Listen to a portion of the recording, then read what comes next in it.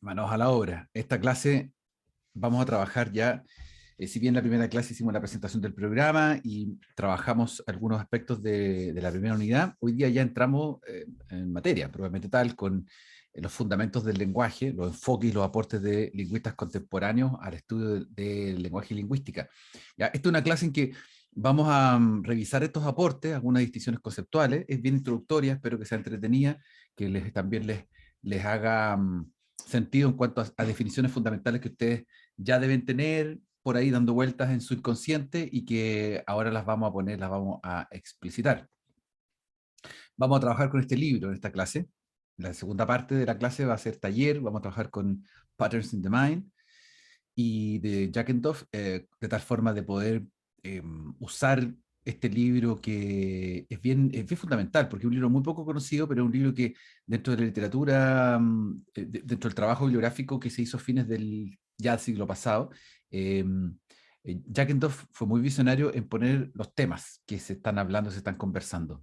¿Ya? Un poco como lo hizo, como dice Keanu Reeves de la película Matrix, cuando Matrix salió, puso en boga todos los temas que se iban a hablar 20 años después, o sea, hoy, y un poco pasa algo así con este libro.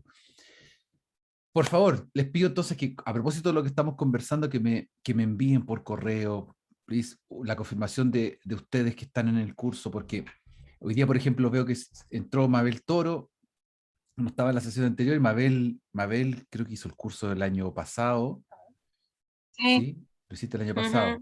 Y qué pasó? A la universidad se le ocurrió que lo hiciera de nuevo. Lo hicieron de nuevo. ¿Lo habías aprobado el curso? Aprobé Sí, todos lo los aprobaste. cursos Qué raro del eso. sexto nivel. Qué raro. Nada, pues profe, es que cuando me cambiaron de bachillerato para acá, empezaron los atados con registro curricular, desde ahí que no inscribieron algunos ramos, no me convalidaron otros. Entonces, el año pasado, cuando quise inscribir, eh, me hicieron problema. Y Ya. dijeron, y bueno, y claramente por un error de ellos tengo que pagar el pato yo, Mm, así que aquí estoy de nuevo. qué lata. Qué Sí, lata. Bueno, trata de disfrutar, de aprovechar, de verlo con esa perspectiva de que la experiencia acumulada te puede servir. ¿Mm? Y también para poder hacer los trámites para salir finalmente. Eso es importante. Entonces, claro, se fijan, yo no tengo claridad cuántos finalmente estudiantes van a ser los que van a estar, así que les pido porfa que me manden un correo y así también los incluyo, les mando directamente la invitación a su correo y los incluyo también las incluyo a todas en el Moodle, que en Moodle tenemos que ocuparlo, o sea, dejar las presentaciones, como ustedes saben, dejamos los videos cargados, las presentaciones, la bibliografía, ese es nuestro lugar, nuestra plataforma. ¿Ya? Así que, porfa, les pido eso. Bien, empecemos.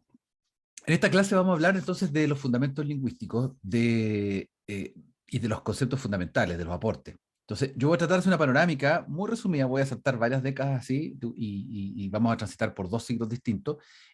A partir de la primera gran pregunta, es cómo surge el enfoque moderno del estudio de las lenguas. ¿Cómo estudiamos las lenguas desde el punto de vista moderno? Un antecedente crítico de esto fue detonado por el racismo científico. ¿Ya? El racismo científico declaraba, a ver, fue la gran excusa que tuvo el mundo europeo en fines del siglo XIX y XX para, para tomar ciertas medidas extremas bueno, el imperialismo, el colonialismo de enriquecimiento ilícito, podríamos decirlo hoy día. ¿Ya? Acá les presento algunas ideas bien resumidas. Da la casualidad que la fuerza y la relevancia que toman las ideas darwinistas de la evolución, del origen evolutivo del ser humano como tal, fue considerado de una manera pseudocientífica por varios personajes, entidades, gobiernos, ideas, perspectivas de mirar las cosas, como que era la oportunidad para ir despejando ciertos, eh, ciertos deseos de establecer una diversidad biológica en los seres humanos. ¿Ya? Ustedes dirán, ¿qué tiene que ver esto con la lengua, con la lingüística? Bueno, tiene harto que ver.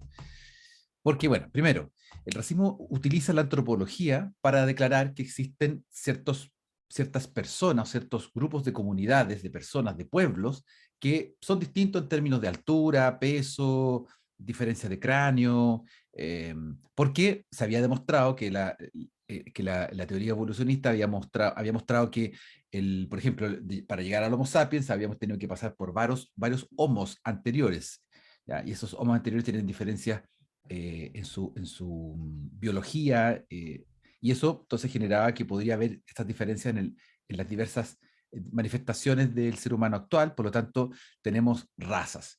Y esas razas se pueden identificar por cuestiones fisiológicas y por cuestiones psicológicas. De tal manera que se establecen gente que es superior e inferior a otras. En un momento esto era creído pie juntilla y se fundamentaba por esta pseudociencia, ¿ya? Justificó el imperialismo europeo. Los europeos, recuerden que entraron como Pedro por su casa por la India. Recuerden que el Imperio Británico, todo el daño que hizo en la India, eso como que a gente se le olvida, pero hoy día los norteamericanos son puestos en tela de juicio por todo lo que han hecho durante el siglo XX, pero si vamos más atrás, poquitito más atrás, a principios del siglo XX o en el siglo XIX, siglo XVIII, vemos a los holandeses metidos en África, los portugueses, para qué decir, y los británicos diezmando en la India. Ese imperialismo le entregó riqueza esa perspectiva, más bien le entregó riqueza a los europeos, y fueron las naciones que fueron en su momento, dominaron el mundo, y hoy día se alzan entonces como aquellos países con los más altos índices de ingresos y desarrollo económico. En términos generales, se ha propuesto 3 explicaciones científicas que permiten defender esta discriminación racial, que fueron avaladas en su momento. Primero, un enfoque sobre el peligro biológico de ciertas razas. O sea, imagínense lo que estamos hablando.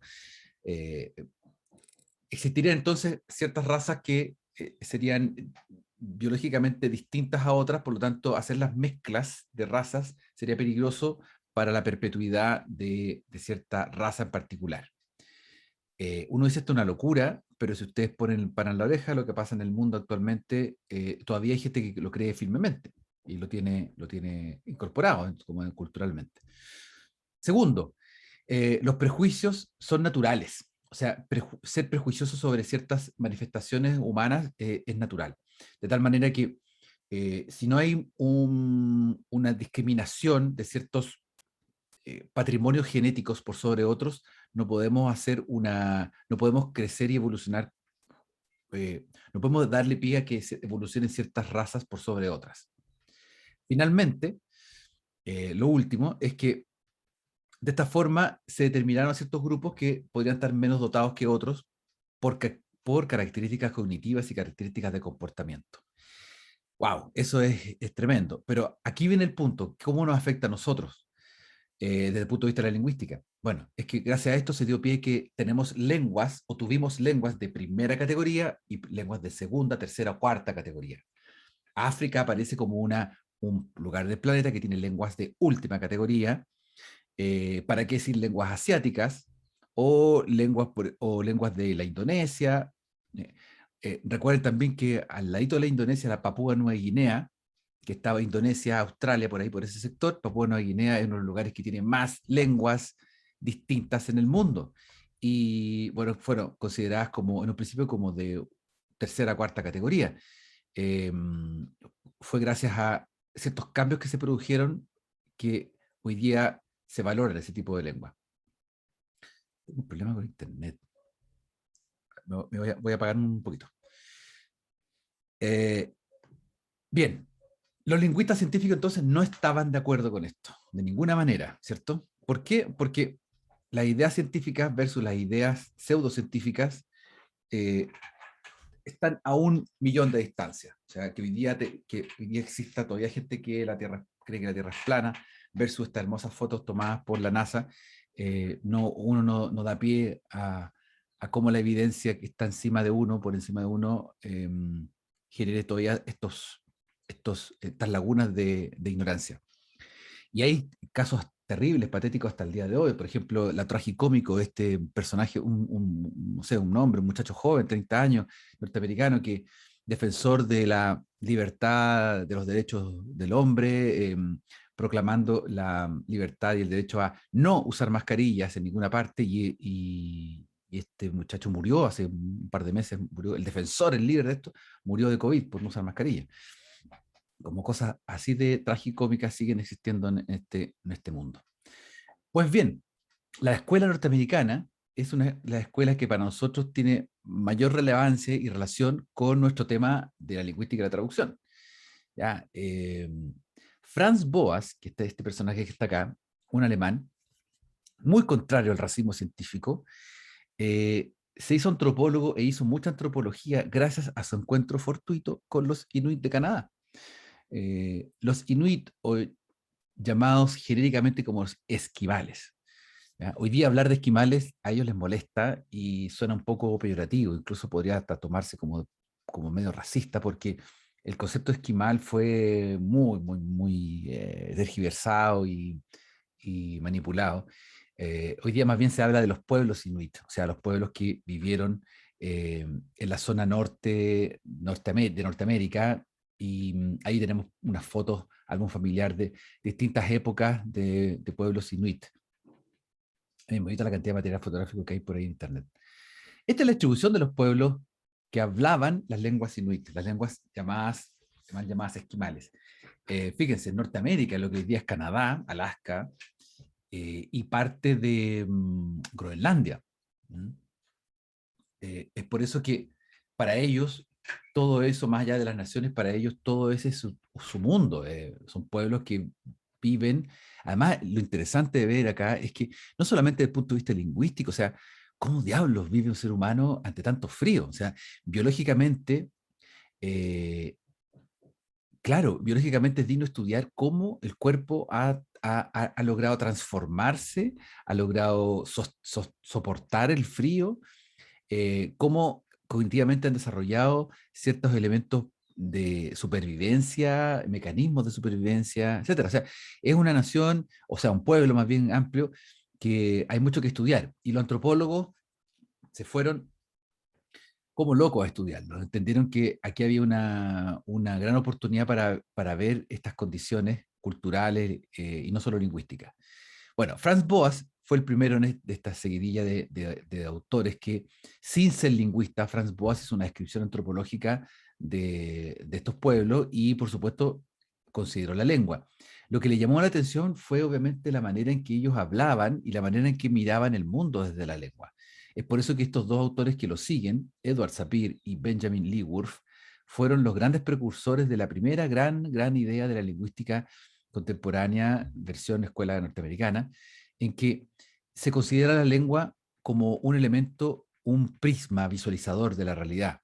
El relativismo cultural surge con Edward Sapir, que fue un lingüista que influenció mucho a Zelig Harris y a Noam Chomsky, nuestro conocido Noam Chomsky. Benjamin Lee Whorf, fue su aprendiz más aventajado y se le considera el relativista lingüístico extremo por naturaleza. ¿Ah? Posteriormente fue muy criticado. ¿Por qué? Porque esta hipótesis lo que quería mostrarle al mundo de la lingüística es que lo que se había descubierto o lo que quería descubrirse es que la estructura de nuestra lengua debe determinar, en cierta medida, nuestro modo de percibir el mundo. Y esta afirmación tan categórica, tan cuestionada durante todo el siglo XX, se debió a este tipo de ejemplos, a este tipo de fenómenos. Por ejemplo, lo que ocurría cuando se encontraron los antropólogos lingüistas en Norteamérica con las lenguas navajo. Por ejemplo, la lengua navajo de Arizona decía para un grupo de líneas blancas paralelas que se pierden en la distancia, la primera figura de la izquierda tenía una palabra, un concepto, atzigay. Pero si querían hablar de más de dos líneas blancas formando círculos concéntricos, hablaban de Ahesgai.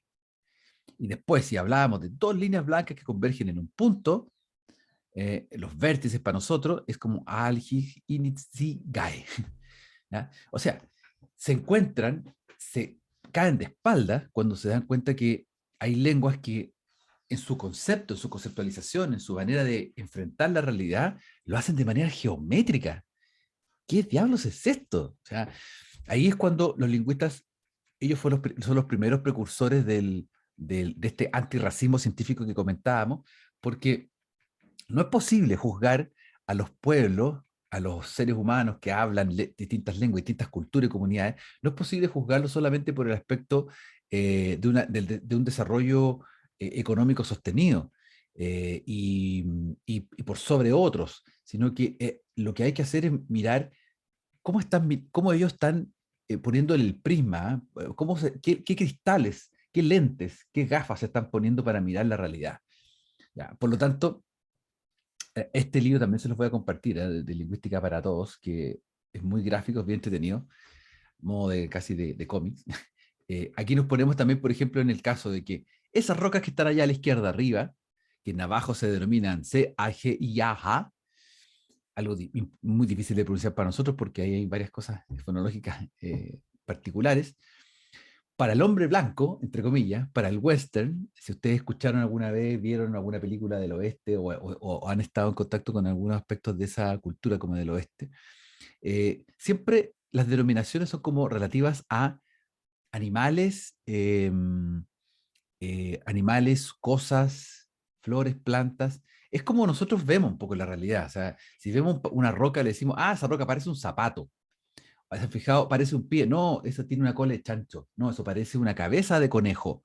Fijado que nosotros nos referimos, cuando hablamos de construcciones montañosas, rocosas o lo que sea en la naturaleza, lo tendemos a comparar antropomórficamente o bien eh, figurativamente con animales. No es raro entonces que digamos que lo de la izquierda parece pies de elefante, pero el navajo te va a decir, no, no, no, no, no. Eso que está allá significa dos roscas que se alzan verticalmente en paralelo y guardan una razón vertical. O sea, la mirada a la realidad es muy geométrica. Entonces, la hipótesis Sapir-Whorf gozó de mucha popularidad porque era la manera de explicar, de decir, acá lo que está ocurriendo es que la lengua nos permite mirar la realidad. Y este es el gran, gran primer enfoque para la traducción. La traducción se nutre, se justifica, porque lo primero que tiene que hacer es entregarle una nueva mirada a otro. O sea, si ustedes son traductores de navajo al español, ustedes son realmente embajadores, son un prisma, son un lente que permite visualizar una realidad completamente distinta para nosotros los hispanohablantes de la realidad de los navajo hablantes. Eso entonces es crucial para la hipótesis Sapir-Whorf.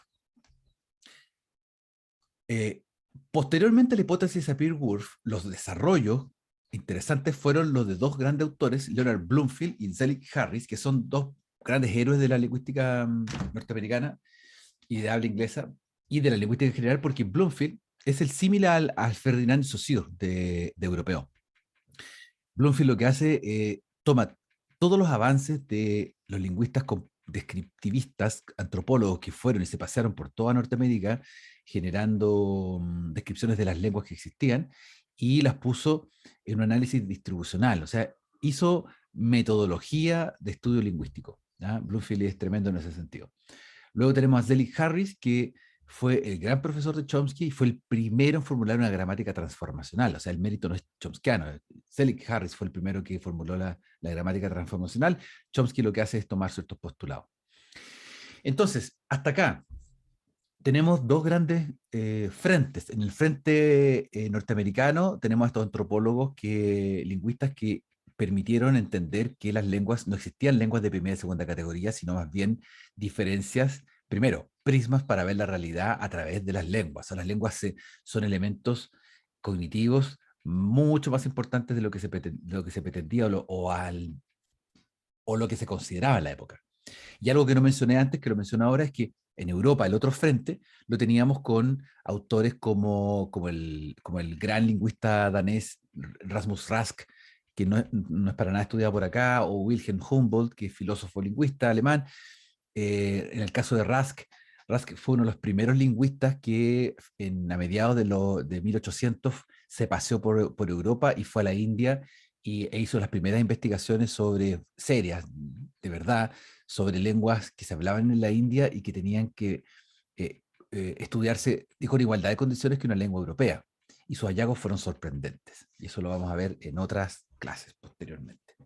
Así que ya tenemos lingüistas que están haciendo patria en el sentido de transformar las visiones pseudocientíficas y racistas en visiones lingüísticas probablemente tal.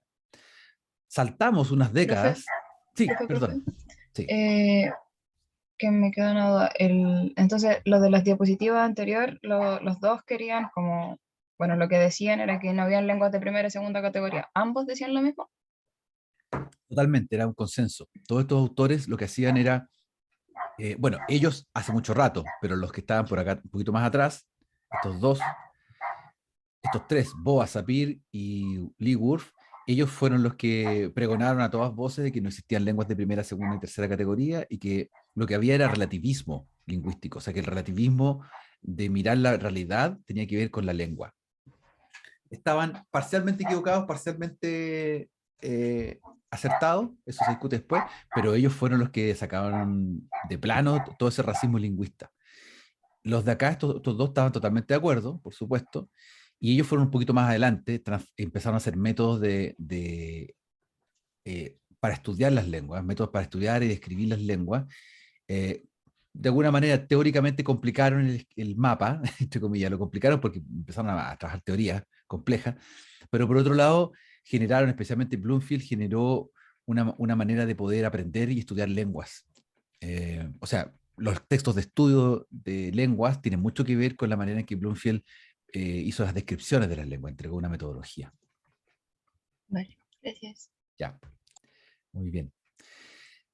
Saltamos entonces unas décadas y nos encontramos con el enfoque número 2 y número 3 de la lingüística contemporánea, que son dos enfoques claves. Estamos hablando del año 1950, 1960, y nos encontramos con dos personajes memorables, Joseph Greenberg, que se nos fue en 2011, y Noam Chomsky, que no se quiere ir, parece, por ningún motivo, porque ustedes pueden ver que ya vamos para los 100 años, de a poquito.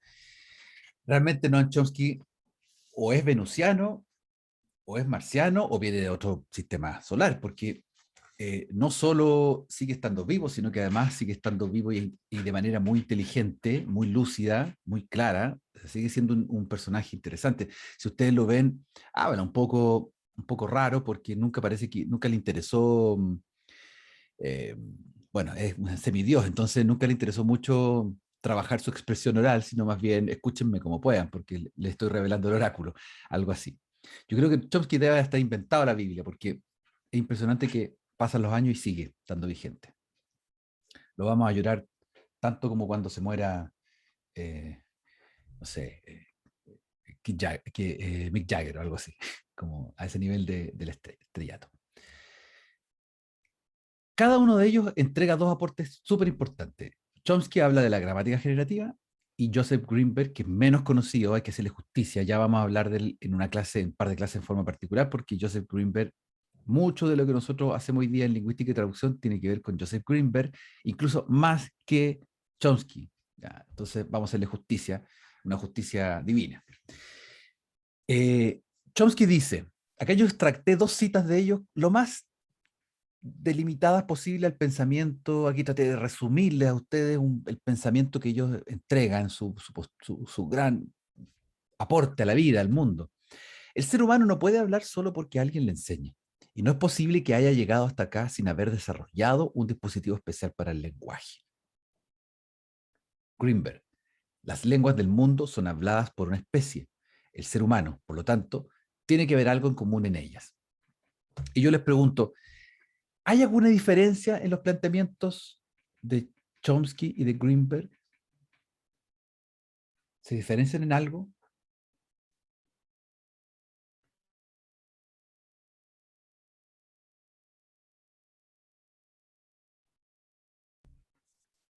¿Qué les tinca? ¿Se diferencian O en algo estos sea, planteamientos? o Abigail. sea, es que, a ver, uno habla de cómo uno adquiere la lengua y el otro habla de lo que supongo es como, no sé, eh, es como el arjé de la lengua, por así decirlo. ¿El qué? Perdón. Como esto que está en la filosofía, que es como, que es lo que el Ah, ya. principio de algo, Perfecto, sí, sí, sí, sí. Entendí. como que creo que no sé cuál es la relación que pueden tener. Porque, Claro, porque tú los ves como totalmente diferentes. sí, Claro. El enfoque es distinto. Chomsky está hablando de la adquisición lingüística y Greenberg está hablando, o sea, bueno, una de las cosas que habla Chomsky, que menciona acá, es la adquisición lingüística y Greenberg habla como de dónde sale todo, de dónde emana todo, cuál es el elixir, de dónde emana claro. la lengua. Ya, ese es un aspecto, súper bien. Gracias, Abigail.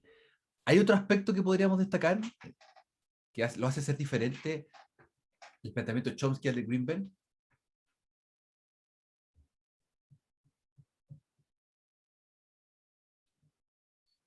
Carolina dice, ambos concuerdan con la idea de Universal Grammar.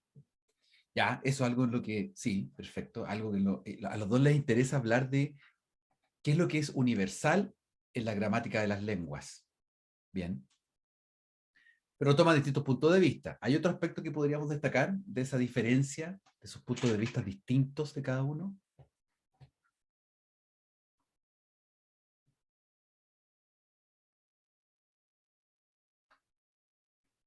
Chiquillas.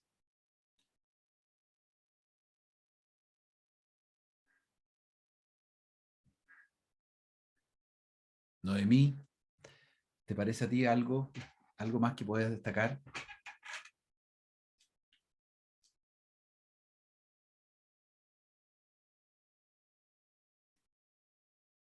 Mabel,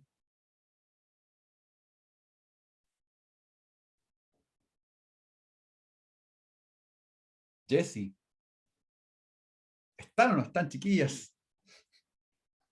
Yo sí estoy, pero Ya, aún ¿no no ven? ¿No logran ver? está. Benja, ¿qué te parece a ti? Estaba pensando en algo, pero no sé si tiene A ver, dale. relevancia, de que Chomsky ve el lenguaje como, o sea, no el lenguaje, pero ve al ser humano como desarrollado para adquirir lenguaje, Exacto, sí.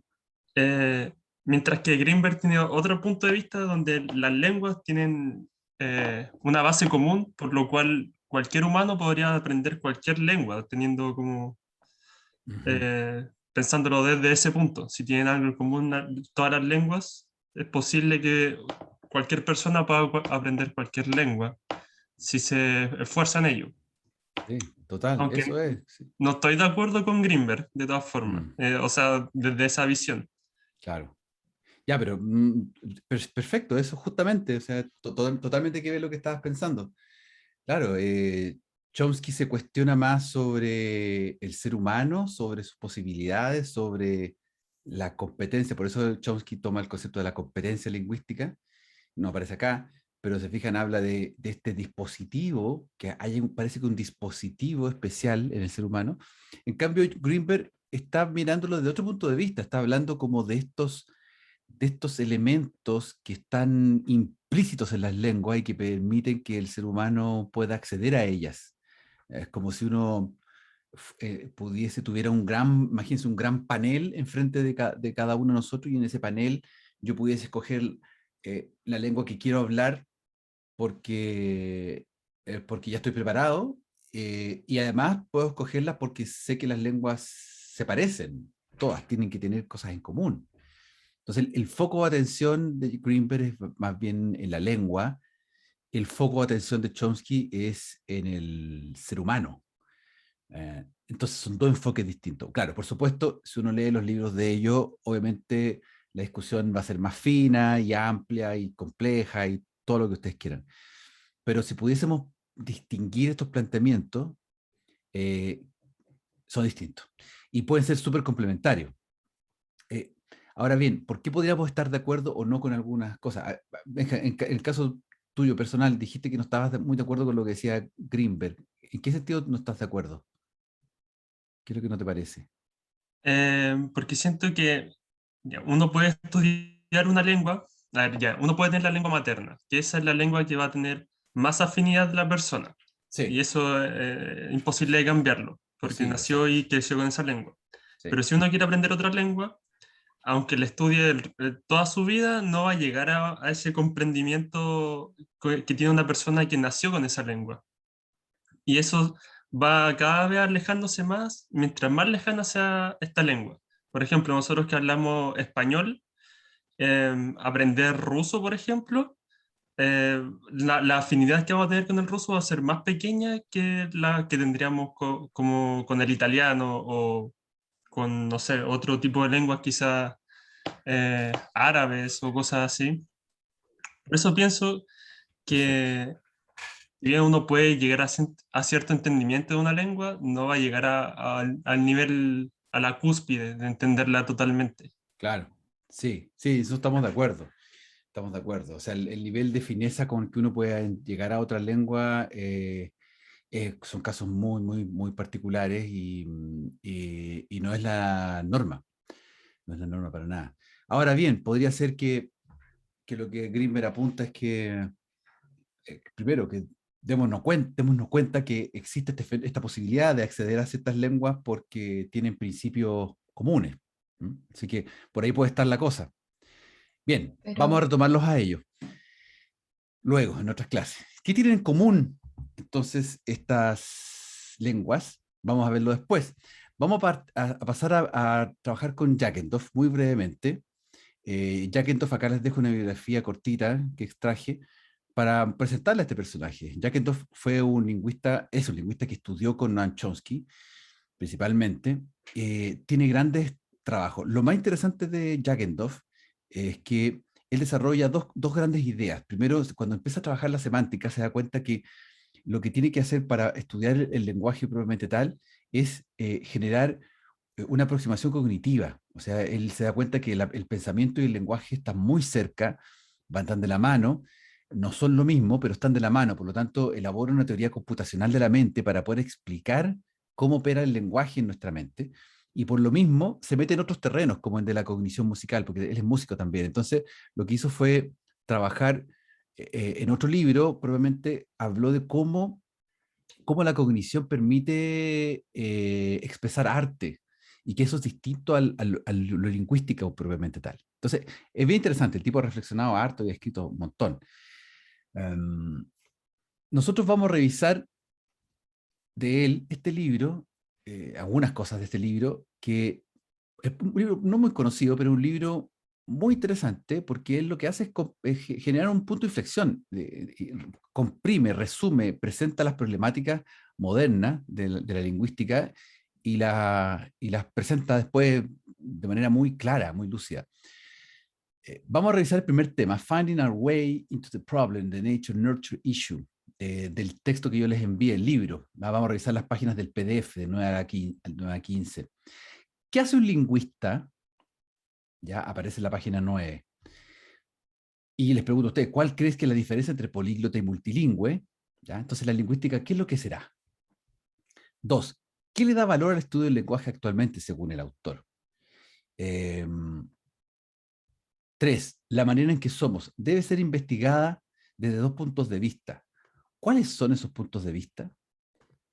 4. Aparte del lenguaje, ¿qué otro aspecto clave aporta al estatus de ser humano? 5. ¿Cuál es la pregunta que nos invita a pensar el autor entonces en este capítulo? 6. ¿El tamaño del cerebro importa? Hay varios ejemplos en la página 13. Y la última, Chomsky nos ha dado algunas pistas, señala los dos argumentos fundamentales. Bien, vamos a dividirnos en dos grupos y no se vayan, si vamos a trabajar un poquito.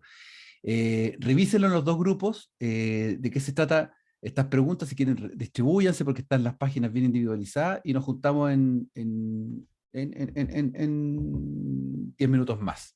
11:57, 10, 12:07, nos juntamos, yo los devuelvo acá al grupo plenario.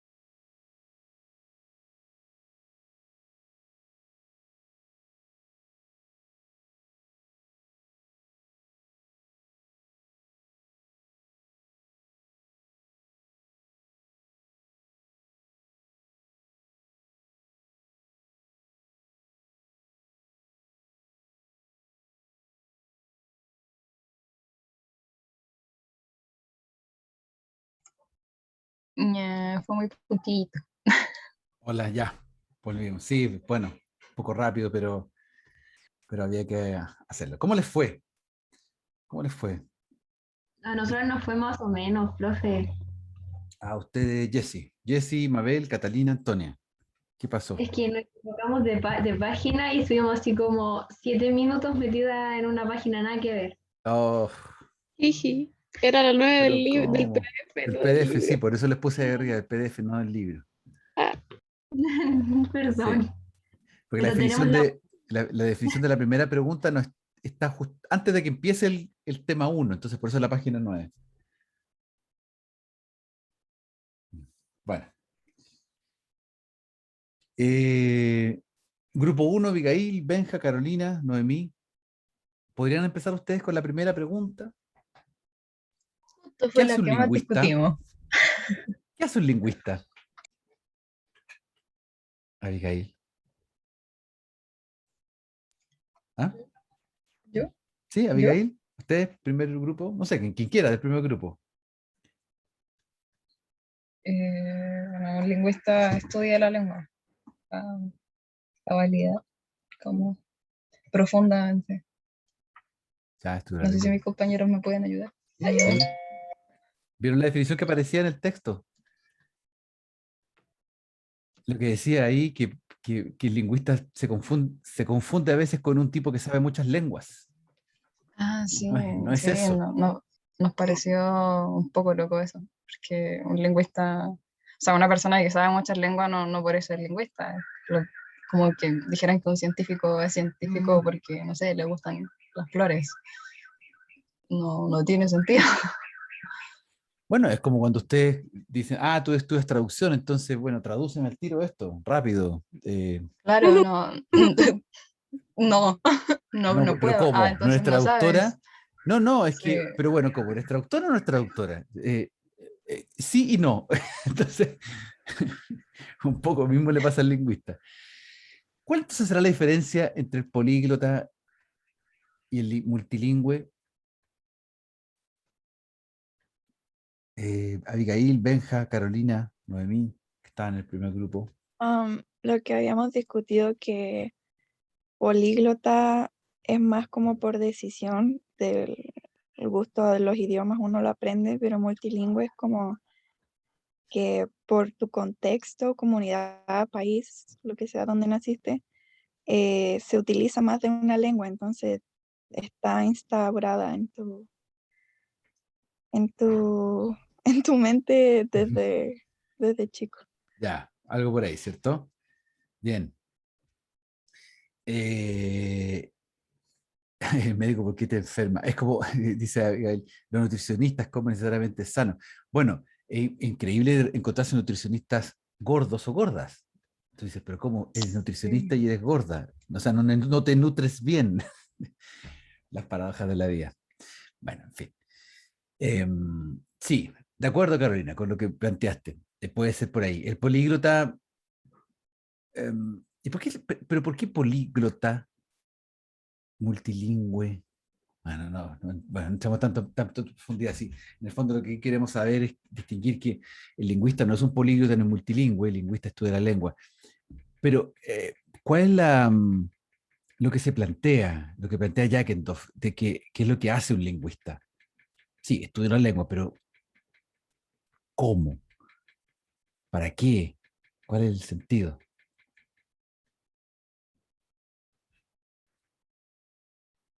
Estudiar cómo se estructuran las lenguas para develar como los misterios de cómo funciona nuestra mente, Claro, cómo se exactamente. estructuran nuestros pensamientos. Exactamente, por ahí va la cosa. O sea, al lingüista no solamente le gusta hablar las lenguas, sino además tiene un interés por encontrar qué es lo que hay ahí en... Entonces la lingüística, por lo tanto, tiene que ver con eso, con estudiar sistemáticamente cómo se dan las lenguas, cómo operan en la mente de los hablantes, cuáles son los mecanismos que permiten que uno pueda aprender una lengua o no. De tal forma que ustedes son más lingüistas de lo que parecen. O sea, si entraban a estudiar traducción y pensaron que no iban a estudiar lingüística ni iban a ser lingüistas, estaban súper equivocadas, porque el hecho de estudiar traducción es la motivación uno, el enfoque uno de la lingüística. ¿Recuerda comentábamos la teoría de Sapir-Whorf, la hipótesis de Sapir-Whorf. La hipótesis de Sapir-Whorf es eminentemente una extensión de la traducción. O sea, ¿para qué estudio lingüística? Para traducir lenguas, para traducir visiones culturales. De ahí emana la primera gran motivación de la traducción como tal. Por lo tanto, ustedes son lingüistas, estudian las lenguas no solamente para saberlas, no solo para saberlas, no solo para aprender una lengua, sino que para sacarle el rollo a la lengua. ¿Qué pasa con la lengua? ¿Qué pasa con nosotros como hablantes? Todas esas, digamos, esas discusiones que uno tiene sobre cómo aprender más rápido una lengua, qué método es mejor, cómo me aprendo mejor todo esto para la prueba. Tengo la prueba la próxima semana y todavía no me he aprendido la lección y no sé cómo hacerlo y no lo entiendo, pero lo tengo que hacer. ¿Cuál es el atajo que tengo que tomar? Todo eso es lingüística, todo eso es lingüista tratando de sacarle el rollo a las lenguas y a las maneras de llegar a ser lenguas. Por lo tanto, hoy día una de las conclusiones de esta clase es que todos somos lingüistas. Segunda pregunta. Para el grupo de dos, Antonia, Catalina, Mabel, Jessie, ¿qué le da valor al estudio del lenguaje actualmente según el autor?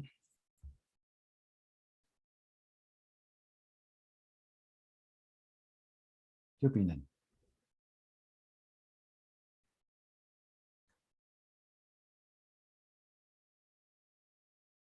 Chiquillas, ¿qué le da valor al estudio del lenguaje según el autor?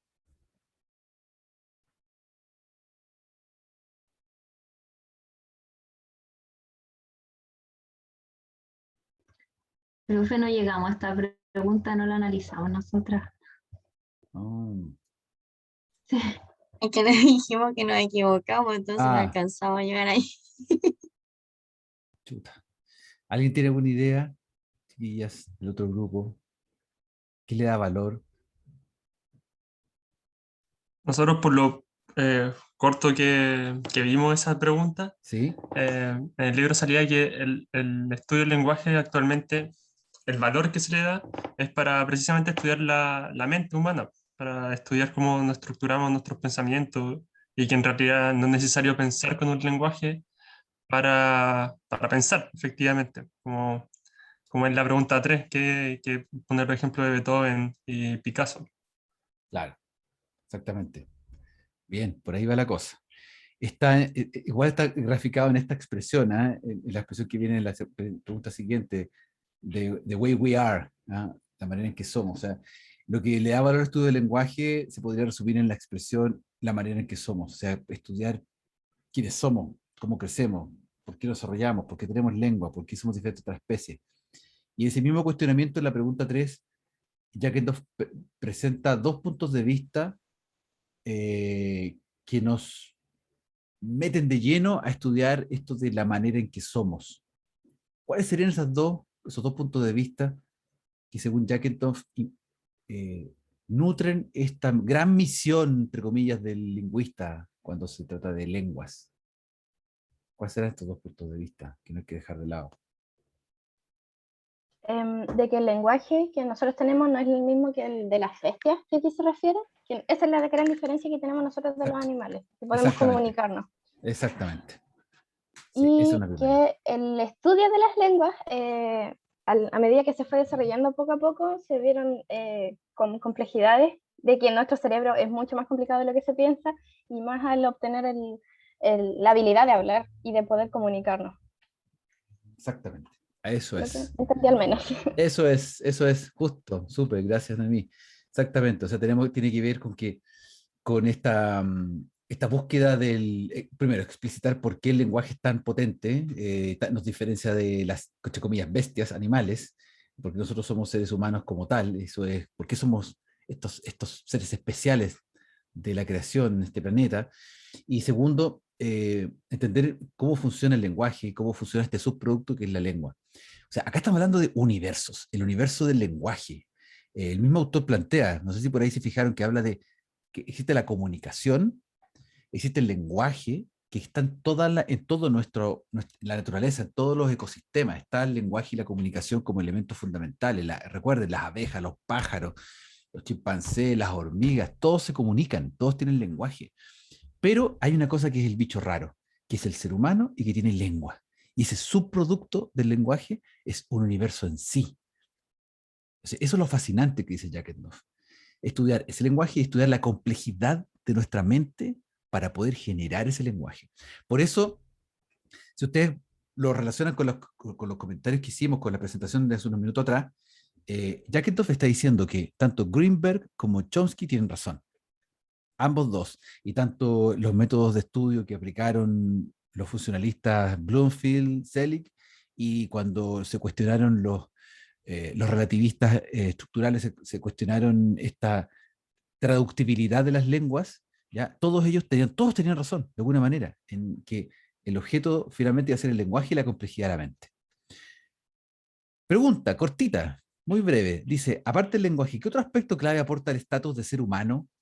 Si pensáramos en Beethoven o Picasso, ¿qué aspecto nos aporta al estatus de ser humano, aparte del lenguaje?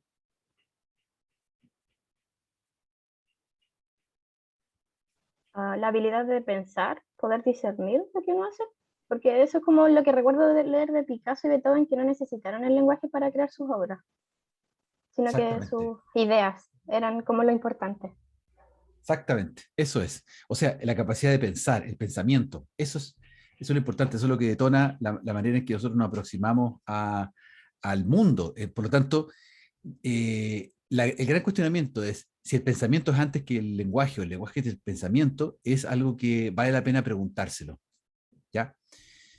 Bien, estamos lanzando como ciertas cosas fundamentales que vamos revisando en las clases siguientes. Entonces, ¿cuál es la pregunta que nos invita a pensar el autor de este capítulo, finalmente?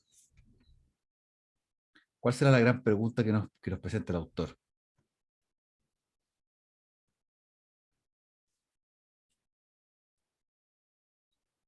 Ya, va a terminar la hora, así que se las digo yo. ¿Qué hay en la naturaleza del ser humano que nos plantea el hecho de poder estudiar, hablar y estudiar, entender las lenguas? O sea, vale la pena plantearse el hecho de estudiar las lenguas desde el punto de vista de nuestra naturaleza, nuestra biología, y en ese sentido, biología con humanidades están juntas, según Jack Endorf, según los grandes autores. Ya no podemos separarlas. O sea, para estudiar lenguaje y lenguas tenemos que tomar distintas dimensiones para hacerlo de manera satisfactoria. Bien, en la pregunta 6 y 7, rápidamente, ¿el tamaño del cerebro importa? No, No. importa la cantidad de neuronas por el tamaño. Exacto, no importa el tamaño, importa como dice Jack Endorf, el cableado. Por ahí cita un ejemplo del auto. ¿Se fijaron en el auto? Por más que enchulemos un auto, le hagamos tuning al auto y le pongamos unos alerones, unas alas, cualquier cosa para que vuele, el auto no va a volar, porque no está hecho para volar. ¿Ya? Si al chimpancé le ponemos un cerebro más grande, no va a pensar y va a hablar tan bien como nosotros, porque no tiene que ver con eso, tiene que ver con el cableado. Chomsky nos ha dado pistas. Dos argumentos fundamentales. ¿Cuáles son? Catalina, ¿estás por ahí, Catalina? ¿Cuál será uno de los argumentos fundamentales que da Chomsky?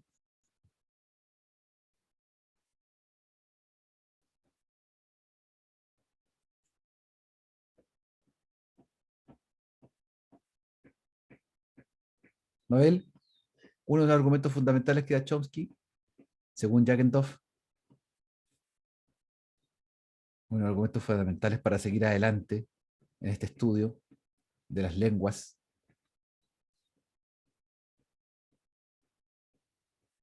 Jesse.